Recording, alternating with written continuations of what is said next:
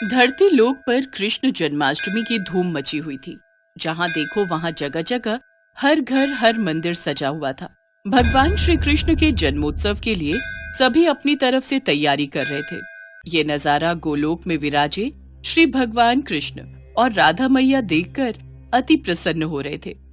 तभी श्री कृष्ण ने अपने मोर पंख को ठीक किया, कमर में बांसुरी को कसा और मुकुट पहनकर तैयार हो गए। कान्हा, कहाँ चल दिए इतना सज संवर कर? अरे राधा, आज मेरा जन्मदिन है। धरतीवासी मेरे जन्म उत्सव को इतनी धूमधाम से मनाते हैं। मन में विचार आ रहा है आज अपने भक्तों की परीक्षा ली जाए, इसलिए धरती लोक में भ्रमण के लिए जा रहा हूँ। अच्छा, फिर तो मैं भी तुम्हारे साथ चलूंगी। तुम्हारे बिना तो मैं अधूरा हूँ राधे। भला तुम्हारे बिना मैं कैसे जा सकता हूँ? चलो, अब तुम भी तैयार हो जाओ। कान्हा, तुम्हें ज्ञात है जन्माष्टमी पर भक्त तुम्हें छोटे बालक के रूप में पूजते हैं, इसलिए इस रूप में नहीं, हम छोटे बच्चों के रूप में जाएंगे। ये भी उत्तम रहेगा। राधा कृष्ण दोनों धरती लोक पर जाने ही लगे कि तभी कृष्ण के सारे सखा वहाँ आ गए। अरे वाह कान्हा, तुम्हारे जन्मदिन का आयोजन और तुम अकेले अकेले ही जा रहे हो। आज तो खीर पूड़ी पकवान मिलेंगे, हम भी तुम्हारे साथ चलेंगे। अब तो तुम सबको भी ले जाना ही पड़ेगा। ठीक है, चलो तुम सब भी मेरे जन्मोत्सव का आनंद लेने चलो। राधा कृष्ण और सभी सखा छोटे छोटे बच्चों के रूप में आ जाते हैं और धरती लोक में पहुंचते हैं। घूमते घूमते वे सब एक गांव में पहुंचते हैं। वहां पर सब जगह जन्माष्टमी की धूम थी। कन्हैया, मुझे तो बहुत जोरों की भूख लगी है, चलो न कहीं चलकर कुछ खाते हैं। हाँ, राधा बिल्कुल ठीक कह रही है। चलो ना कान्हा, सब मिलकर कहीं बढ़िया बढ़िया पकवान खाते हैं। मन तो मेरा भी हो रहा है। चलो, वो सामने उस घर में चलते हैं। वहां लग रहा है बढ़िया बढ़िया जन्माष्टमी की सजावट हो रही है। मेरे जन्मदिन की खुशियां मनाई जा रही हैं। चलो, सब चलते हैं। अरे अरे अरे, ये तुम सब कहाँ चले आ रहे हो? चलो हटो, बाहर जाओ। पता नहीं कहाँ कहाँ से आ जाते हैं। मैं भगवान कृष्ण के भोग की तैयारी कर रही हूँ। तुम लोग क्यों आए हो? हमें बहुत जोरों की भूख लगी है, कुछ खाने को दे दो। वाह, यहाँ तो पूड़ी हलवा सब्जी खीर, यहाँ तो बहुत कुछ है। अरे क्या बात है सुशीला, आरती का समय हो रहा है, अंदर आओ। बाहर क्यों खड़ी हो? हाँ हाँ, आ रही हूँ। दरवाजा बंद कर दूं? चलो बच्चों, यहाँ से जाओ। कान्हा, इन्होंने तो द्वार बंद कर लिया। अब हम क्या करें? हम सबको बहुत जोरों की भूख लग रही है। ये कैसी बात हुई? तुम्हारा ही जन्मदिन मना रहे हैं और तुम्हें ही कुछ खाने को नहीं दिया। अरे सुदामा, इन्हें थोड़ी पता है कि मैं वास्तव में कृष्ण हूँ। ये तो मुझे एक साधारण बालक समझ रहे हैं। कोई बात नहीं सुदामा, कोई तो होगा जो हमें इस रूप में भोजन देगा। चलो और कहीं देखते हैं। राधा कृष्ण और सभी बालक बालिकाएं कुछ और जगह पर भी गए, पर वहां भी आरती और पूजन चल रहा था। कहीं भी उन्हें खाने को कुछ नहीं मिला। वे चलते चलते थक गए। मानव शरीर धारण किया है तो इतनी भूख तो सहन करनी ही होगी। बस एक आखिरी द्वार और खटखटाते हैं। अगर यहाँ नहीं मिला तो हम वापस गोलोक चले जाएंगे। ठीक है कान्हा, चलो इस घर में ही चलते हैं। थोड़ी और खीर दे। तुझे जब पता था कि मंदिर में खीर का प्रसाद बट रहा है तो तू थोड़ा ज्यादा नहीं ला सकती थी? माँ जी, मंदिर में बहुत भीड़ थी, बड़ी मुश्किल से नंबर आया तो मैं बस ये थोड़ा बहुत ही प्रसाद ला पाई। अरे अम्मा, खा लो ना। वैसे भी खीर खाए कितना समय हो गया। मजदूरी करते करते हाथों में छाले पड़ गए हैं। हमारी तो ऐसी किस्मत ही नहीं कि हम रोजाना ऐसी खीर पकवान खा सके। हाँ हाँ बेटा, ये ले, तू और ले ले। थोड़ा प्रसाद बचा है, मैं खा लेती हूँ। माँ, हमें बहुत भूख लगी है, कुछ खाने को दे दो। ये लो, पहले ही थोड़ी बहुत खीर है, उसमें से भी ये बच्चे भी मांगने आ गए। कुछ नहीं है यहाँ, चलो जाओ यहाँ से। रुको माँ, मैं दरवाजा बंद करके आता हूँ। सुनिए, आज जन्माष्टमी का त्योहार है, भगवान कृष्ण का जन्मदिन। ये बच्चे उन्हीं के रूप में लगता है झांकी लेकर निकले हैं। हो सकता है इन्हें रास्ते में भूख लगाई हो। थोड़ी सी खीर है मेरे पास, इन्हें दे देती हूँ। ऐसे द्वार पर आए बच्चों को भूखा भेजना मुझे ठीक नहीं लग रहा।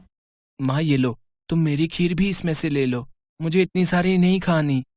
माँ, मेरे में से भी ले लो। अगर तुम अपनी दे दोगी तो तुम क्या खाओगी? राधा, इन बच्चों में अपनी माँ के प्रति कितना प्रेम है। हमें इनके लिए कुछ करना चाहिए। हाँ कान्हा, देखो तो, इन्होंने अपनी सारी खीर हमें परोस दी। कैसे पागल हो तुम तीनों। बताओ, अपने हिस्से की खीर इन बच्चों में बांट रहे हो। इतनी मुश्किल से तो ये थोड़ा प्रसाद मिला था। अब तुम दोनों बच्चे कान खोलकर सुन लो, मैं अपनी खीर में से एक भी निवाला नहीं दूंगी। ये लो बच्चों, ज्यादा तो नहीं, थोड़ी थोड़ी खीर है, ये खा लो। बस इतनी सी खीर? इससे तो हमारा चींटी जैसा पेट भी नहीं भरेगा। एक काम करो, थोड़ी और खीर ले आओ। दादी, थोड़ी सी अपने में से दे दो ना। आज वैसे भी भगवान कृष्ण का जन्मदिन है, हमने भी तो नहीं खाई ना, हमने भी इनको दे दी।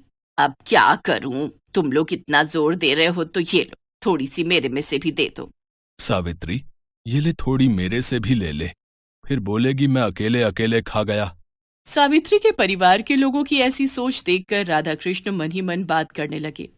कान्हा, यह तो बहुत थोड़ी खीर है, कुछ करो, इन सबको भी तो खीर खाने का मन है। अगर हम ये सारी खीर खा जाएंगे तो ये लोग क्या खाएंगे? चिंता मत करो राधे, इस परिवार के सदस्य भूखे नहीं रहेंगे।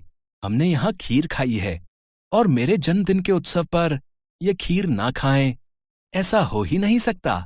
बताओ, इतने मन से मैं खीर खा रही थी, सारी इन बच्चों को दे रही है, क्या कर सकते हैं। दादी, खीर खाओगे?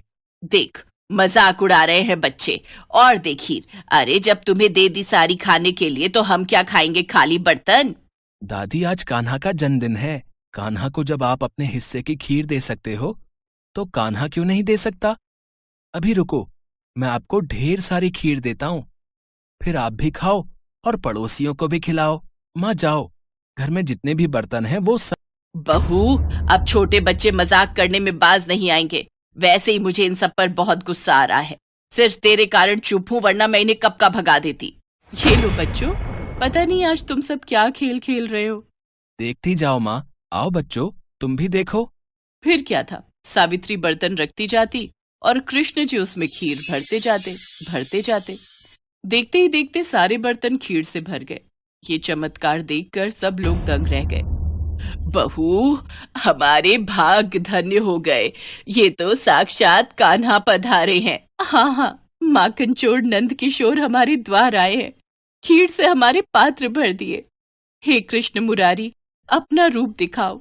हे राधा मैया, अपना रूप दिखाओ, हमें दर्शन दो। सबकी प्रार्थना सुनकर राधा कृष्ण अपने रूप में आते हैं। उनके साथ साथ सुदामा और सभी सखा भी अपने रूप में आ जाते हैं। इतना सुंदर दृश्य देखकर सावित्री और उसके परिवार में सबकी आंखों में आंसू आ जाते हैं।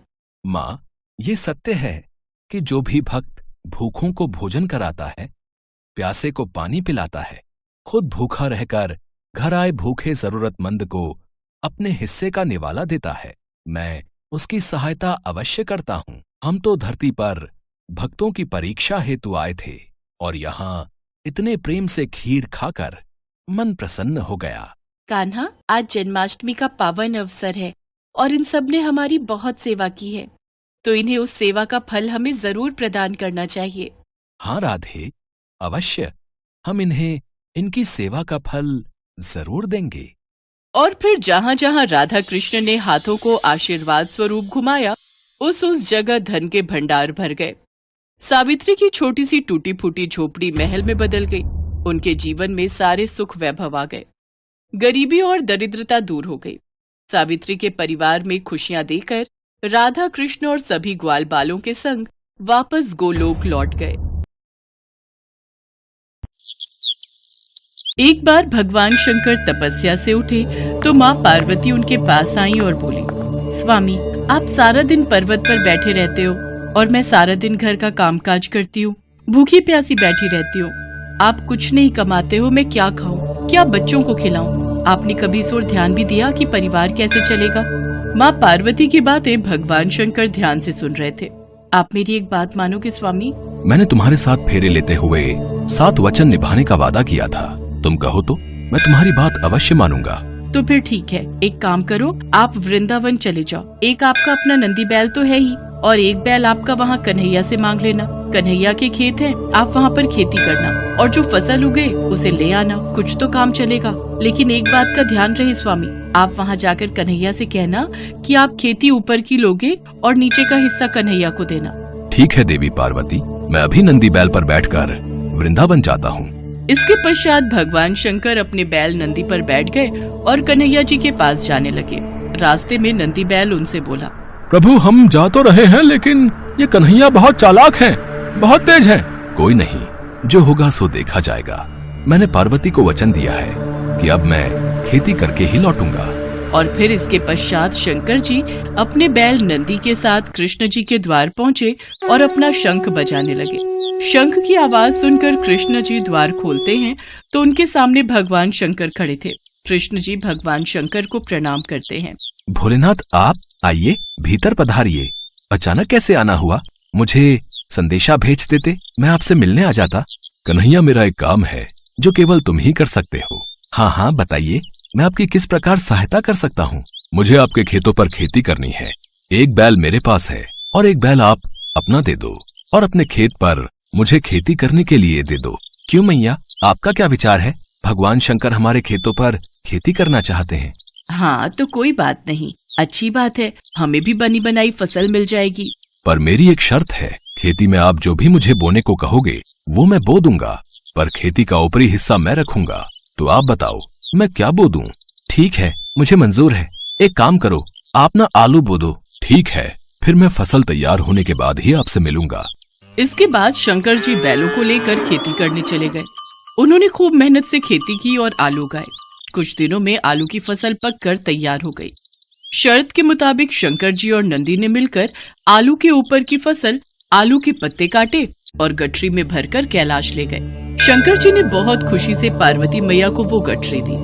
पार्वती मैया ने जब गठरी को खोलकर देखा तो वो हैरान हो गई। उस गठरी में तो पत्ते ही पत्ते थे। प्रभु आप ये क्या उठा लाए हो? खेती कहाँ है जो आपने की थी?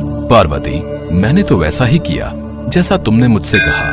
मैंने ऊपर की खेती का हिस्सा लिया और कैलाश लौट आया। मुझे कुछ नहीं पता प्रभु, अब मैं इन पत्तों का क्या करूं? ये पत्ते किसी काम के नहीं हैं। अब आप दोबारा जाओ और दोबारा खेती करके लाओ।